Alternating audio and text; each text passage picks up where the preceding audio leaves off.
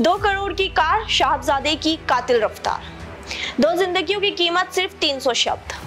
खबर पुणे से है, जहां पर 2 करोड़ की कार से एक रईसजादे ने 2 युवा इंजीनियरों को कुचल दिया। ऐसा लगा जैसे पूरा सिस्टम ही उन 2 लोगों का कातिल बन गया हो। देश के 2 युवा इंजीनियर, देश का भविष्य। इन दोनों के परिजनों के सवालों का जवाब आखिर कौन देगा?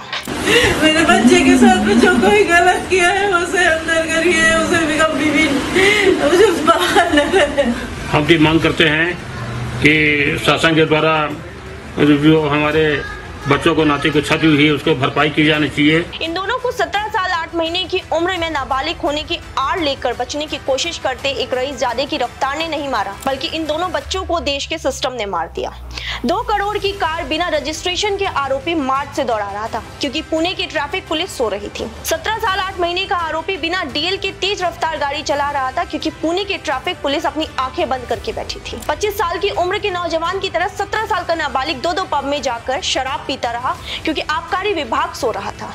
2 लोगों को मारकर बिल्डर का बेटा 15 घंटे में बेल पर छूट गया, क्योंकि पुणे की पुलिस के कुछ लोगों के अंदर का दावा और ईमान मर चुका था। 2 लोगों को मारकर 2 पन्ने के निबंध की शर्त पर बेल मिल गई, क्योंकि जुवेनाइल जस्टिस बोर्ड की नजर में 2 युवाओं की जान की कीमत 300 शब्द मात्र ही थे। ट्रैफिक पुलिस, आबकारी विभाग, पुलिस या इंसाफ की चौखट कहीं से कोई अगर अपनी जिम्मेदारी ढंग से निभा देता तो या तो पुणे में ये कार आकर अनीश और अश्वनी को मार ना पाती, या फिर अनीश और अश्वनी को कुचल कर मार देने के आरोप पर रईसजादा बिल्डर का बेटा बेल पर बाहर नहीं होता। घर वालों के लगातार विरोध के बाद नाबालिग के पिता के साथ साथ 2 बार के मालिकों को भी पुलिस ने गिरफ्तार किया, जहां लड़की ने शराब पी थी। पुलिस अब 17 साल 8 महीने के आरोपी नाबालिग को बालिग मानकर कार्यवाही कोर्ट में चाहती है, लेकिन सवाल ये है कि अब तक उन पुलिस वालों पर कार्यवाही क्यों नहीं हुई जिन्होंने एफआईआर में शराब की बात नहीं लिखी थी, जिन्होंने 15 घंटे में बेल दिए जाने का विरोध तक नहीं किया। तो ये सारी कार्यवाही अपनी गलती को छिपाने के लिए क्यों ना मानी जाए, क्योंकि इस मामले की तूल पकड़ते ही सभी विभागों को अपनी जिम्मेदारियां याद आ गई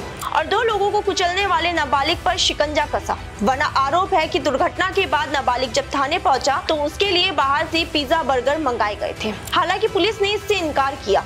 वहीं महाराष्ट्र में विपक्ष के नेता पुलिस आयुक्त को निलंबित करने की मांग कर रहे हैं। वहीं राहुल गांधी का भी इस केस में बयान आया है, जहां उन्होंने प्रधानमंत्री मोदी और उनकी पॉलिसीज को निशाना बनाया है।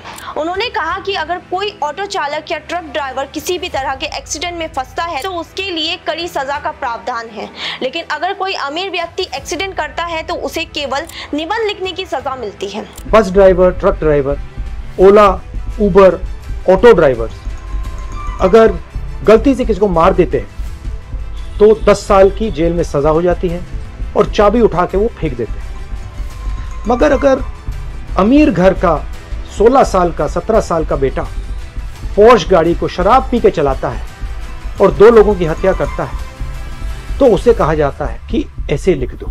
ऐसे ट्रक ड्राइवर से, बस ड्राइवर से क्यों नहीं लिखाते? उबर ड्राइवर, ऑटो ड्राइवर से क्यों नहीं लिखाते? नरेंद्र मोदी से पूछा गया कि 2 हिंदुस्तान बन रहे हैं, एक अरबपतियों का, एक गरीबों का। उनका जवाब आता है, क्या मैं सबको गरीब बना दूं? सवाल ये नहीं, सवाल न्याय का है। अमीरों को, गरीबों को, दोनों को न्याय मिलना चाहिए। अब ये फैसला आपको करना है कि सिस्टम का जोर किस तरह गरीबों और लाचारों पर चलता है।